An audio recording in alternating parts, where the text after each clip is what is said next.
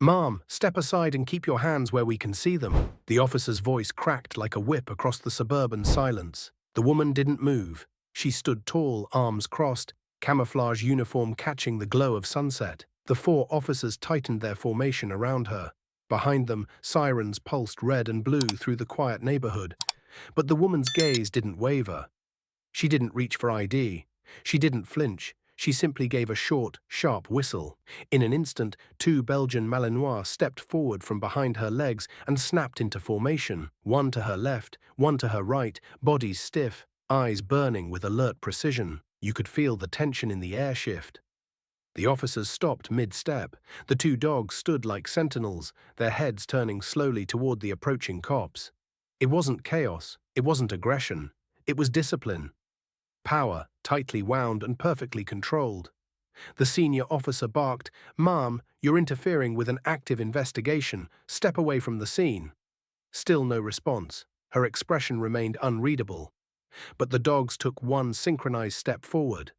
The sound of their paws hitting pavement made the younger cop instinctively reach for his sidearm.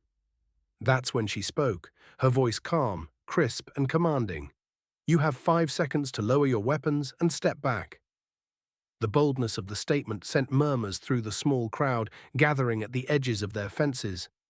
A kid across the street whispered, "She's not just anyone." The officers hesitated. One of them, confused and sweating, looked to the sergeant. "Who even is she?" he mumbled. The woman didn't wait for an answer. She reached slowly into her front pocket, pulled out a badge and flipped it open. "Lieutenant Colonel Grace Monroe, Marine Special Operations, retired." She stepped forward, dogs still perfectly flanking her. "You're detaining the mother of a decorated veteran on her own lawn, with no cause, no warrant, and no clue." Flashback. 2 days ago, Grace Monroe flew into town for one reason: to check on the family of her fallen teammate, a Marine who died saving her unit. She promised him she'd look after his mother. But when she arrived, she found police at the house, barking accusations of trespassing, demanding answers from a woman who was confused and scared. Grace told them to back off. But today they came back, and this time they surrounded her. What they didn't know, what they never considered, was who she truly was. 22 years of service, 5 deployments, a legend in Canine Tactical Command. The dogs beside her, not just pets. One sniffed out over 40 explosives in Afghanistan.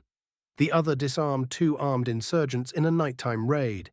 These weren't mutts, they were soldiers, and their loyalty ran deeper than fear. Back in the present, one officer's hand trembled on his holster. The dogs hadn't moved, but the air felt sharp, like it could split open at any second. Then, from behind the police cruiser, a new figure emerged, older, dressed in civilian clothes, the police chief. He took one look at Grace and froze. "Monroe?" he asked, voice barely above a whisper. "From Camp Bastion?" She nodded once. He looked down at the badge, at the dogs, then at his officers. "Stand down, all of you, immediately." Confusion rippled across the squad. "But sir, she outranks every single one of you in life experience, courage and service," the chief snapped. "You do not raise weapons on a Marine like her. Ever." The officers slowly backed away. One by one, hands dropped. Tension drained from the street like air from a balloon. The dogs relaxed, but didn't break formation until Grace gave the command. At ease. They sat, still alert, but calm. The crowd began to clap, soft at first, then stronger. Neighbors stepping onto porches, nodding with admiration, phones recording every second. The woman Grace was defending, a frail, tearful mother in her late 60s, came forward, hugging Grace with shaking hands. "They wouldn't listen to me," she whispered. "They just barged in." Grace put a protective arm around her. "They'll think twice before they ever try again." Later that week, the department issued a public apology. The footage went viral. Darkham Marine Grace trended across the country. Not because of the dogs, not because of the standoff, but because of her unshakable calm in the face of blind, misguided authority.